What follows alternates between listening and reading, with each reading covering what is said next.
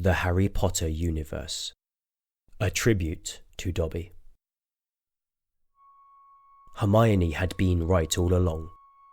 House Elves deserved better. For too long their necks had been under wizardkind's heel, and no one had done anything to change it. They had dreams and goals as complex as any humans. Creature and Dobby had taught Harry that. The change that had overcome Creature still astounded Harry, even years later.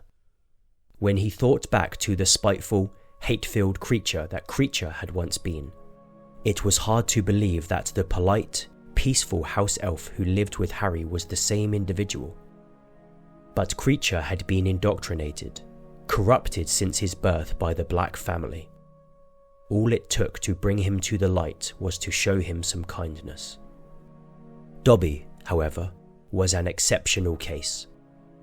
Despite his years with the Malfoys, suffering daily abuse under their care, his heart remained pure.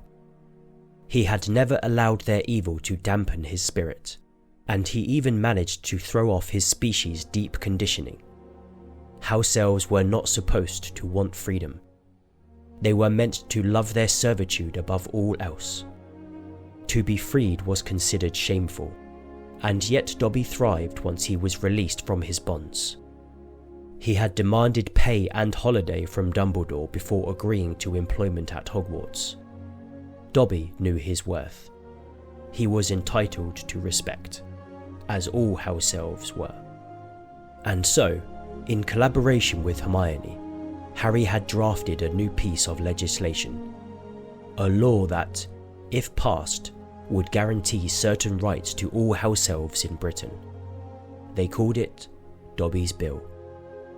For a bill to become law in the wizarding world, the heads of every department had to add their signature, with a majority of 75%. Although Harry and Hermione were both still junior members of their departments, their history would carry some weight and hopefully ensure the bill was passed. They expected pushback, especially from the wealthier parts of the magical community, as witches and wizards faced having to pay their indentured servants, treat them with dignity, and grant them freedom if the elves so desired.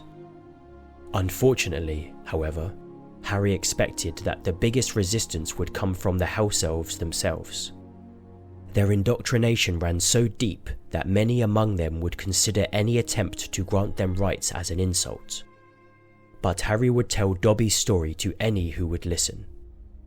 Harry would tell them that there was once an elf who insisted that he be given what he deserved, who would go where he pleased and do what he wanted because he was free.